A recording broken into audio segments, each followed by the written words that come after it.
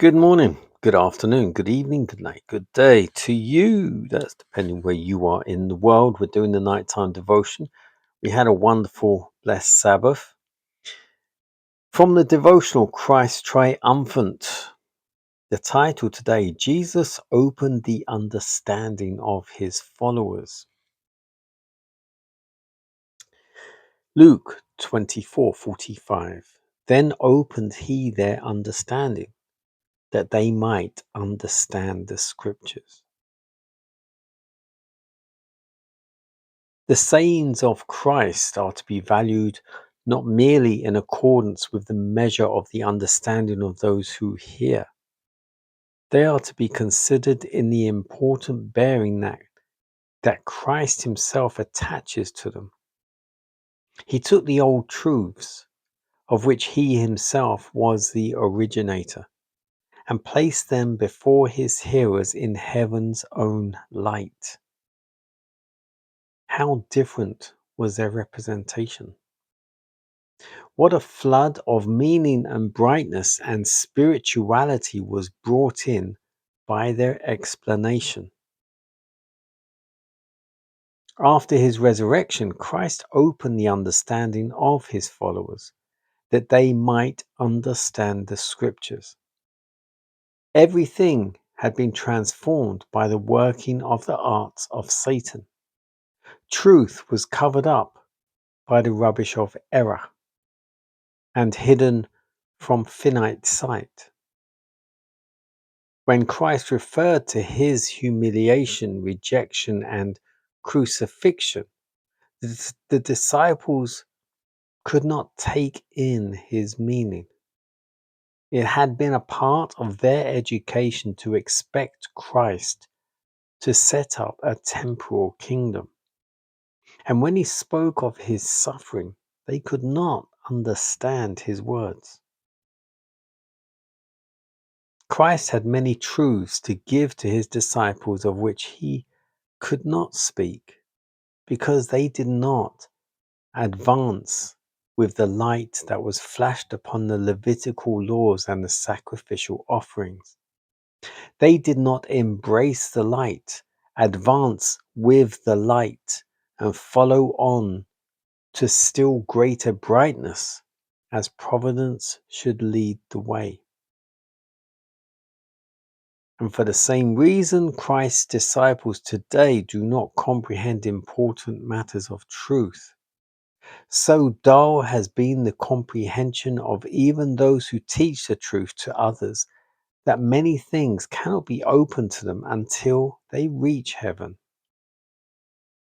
It ought not to be so. But as minds become narrow, they think they know it all and set one stake after another in points of truth of which they have only a glimpse. People close their minds as though there were no more for them to learn.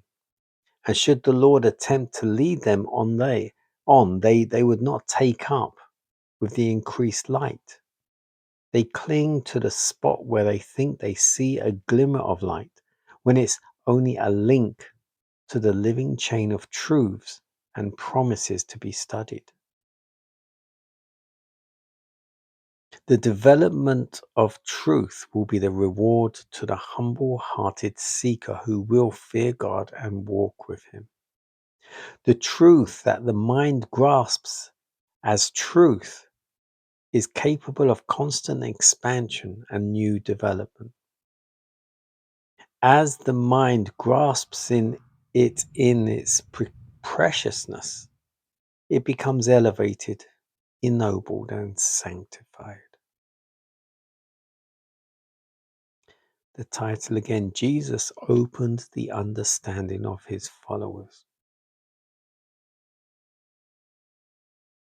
You can read the Old Testament and the New Testament back to back. You can read it every day. You can read it every year. You can read it 10 times over, 50 times.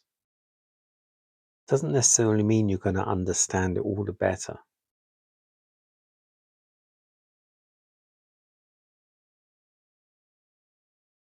To read something like the Bible takes more prayer